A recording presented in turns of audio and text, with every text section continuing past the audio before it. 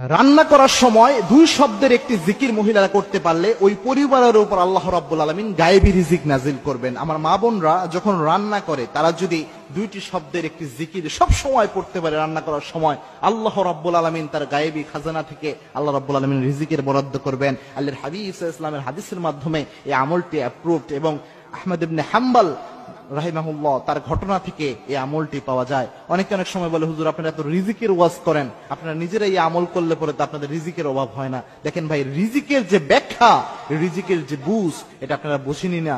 রিজিকের সর্বনিম্ন স্তরকে বলা হয় টাকা পয়সাকে রিজিকের সর্বনিম্ন স্তর বলা হয়। রিজিকের সর্বোচ্চ স্তর হচ্ছে আপনার সুস্বাস্থ্য, আপনার যে সুসন্তান, নেককার স্ত্রী, এই সবই রিজিকের অন্তর্ভুক্ত।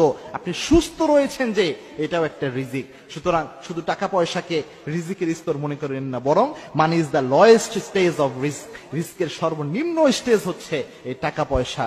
সুতরাং রিজিক যদি বৃদ্ধি করতে চান, মা বোনরা এই কাজটা করতে পারেন। সেটা হচ্ছে যখনই আপনি রান্না করছেন তখন ইস্তেগফারের আমল করবেন। ইস্তেগফারের আমল কত গুরুত্বপূর্ণ আল্লাহর হাবিব সাল্লাল্লাহু আলাইহি ওয়াসাল্লাম জানিয়েছেন, মান লাযিমাল ইস্তেগফার, ইস্তেগফারের সাথে যে ব্যক্তি লেগে থাকে তিনটা পুরস্কার আল্লাহ রাব্বুল আলামিন তাকে দান করেন।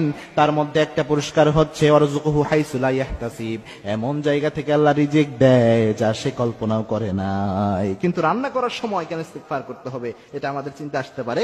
আহমদ ইবনে হাম্বল রাহিমাহুল্লাহ যুগ শ্রেষ্ঠ একজন মুহাদ্দিস ছিলেন। তিনি একদা হাদিস তালাশের জন্য তিনি ঘর থেকে বের হয়েছিলেন, তিনি খোঁজা শুরু করছিলেন হাদিস। তো এক জায়গায় তিনি রাতের বেলায় তিনি চিন্তা করলেন, এই জায়গায় রাতের বেলায় এশার নামাজের পরে মসজিদেই তিনি থাকার চিন্তা করলেন। কিন্তু মসজিদের যিনি খাদেম ছিলেন তিনি ইমাম আহমদ ইবনে হাম্বলকে চিনতে পারেন নাই, যিনি জগৎ বিখ্যাত মুহাদ্দিস। তিনি বললেন, না, মসজিদে রাতের বেলায় থাকা যাবে না, আপনি অন্য কোথাও যে অবস্থান করেন। ইমাম আহমদ ইবনে হাম্বল তিনি চিন্তা করলেন গভীর রাত কোথায় যে অবস্থান নেওয়া যায়। তিনি লক্ষ্য করলেন একজন যুবক রুটি বিক্রেতা, তিনি রুটি বিক্রি করছেন। ইমাম আহমদ ইবনে হাম্বল চিন্তা করলেন, যাই ওই যুবকের কাছে যে তার চুলার পাশে বসে রাতটা কাটাইয়া দেই। যুবককে বললেন, যুবক ভাই, রাতটা কি আমি তোমার চুলার পাশে বসে কাটাতে পারি কিনা?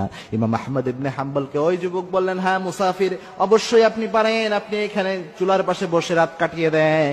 ইমাম আহমদ ইবনে হাম্বল তিনি লক্ষ্য করলেন যুবক যখন রুটি বানাচ্ছে তখন যুবক পড়ছে আস্তাগফিরুল্লাহ, রুটির খামির যখন তৈরি করে তখনও পরে আস্তাগফিরুল্লাহ।